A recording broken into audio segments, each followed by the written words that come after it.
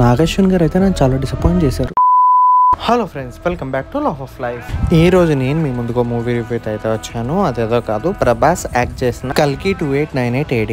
నాగేశ్వన్ గారు అయితే నన్ను చాలా డిసప్పాయింట్ చేశారు. ఒక టాలీవుడ్ ఫిలిం అని చెప్పి హాలీవుడ్ మూవీ అయితే తీశారు. విజువల్స్ ఆ రేంజ్ లో ఉన్నాయి. ఒక Telugu cinema Hollywood range competition ఇచ్చింది అంటే సాహసం అనే చెప్పాలి. సో ఈ మూవీ గురించి నేను రివ్యూ అయితే చెప్పదలుచుకోలేదు. జస్ట్ నా ఒపీనియన్ అయితే షేర్ చేస్తాను. భైరవ ఒక బౌంటీ రైడ్ అయితే ఒక బౌంటీని పట్టి ఆ యూనిట్స్ కాంప్లెక్స్కి వెళ్ళాలని భైరవ కోరిక. మూవీ ఫస్ట్ 15 minutes అంతా మహాపాతం సీక్వెన్స్ అయితే రన్ అవుతూ ఉంటుంది. అర్జునుడు అశ్వత్థామాని ఎంతగానో ఓడిద్దాం అనుకుంటాడు, కానీ ప్రీ ఇంటర్వెల్ నుంచి మూవీ అయితే చాలా టాప్ నాచ్ కి వెళ్ళిపోయింది. సెకండ్ హాఫ్ లో అయితే ఇది అసలు టాలీవుడ్ ఫిలిం అనే అయితే ఎవరు నమ్మరు.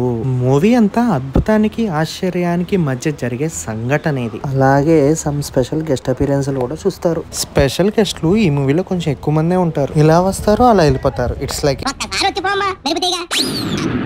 నాకైతే ఈ సినిమాలో ఒక నచ్చని పాయింట్ అయితే ఉంది. అది కూడా క్లైమాక్స్ లో వచ్చే మహాభారతంలో ఒక క్యారెక్టర్. విజన్ అంతా బానే ఉంది.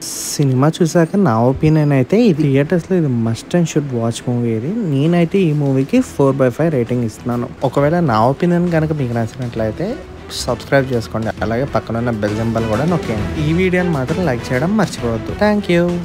మరిన్ని రివ్యూస్ తీసుకొని మళ్ళీ మేము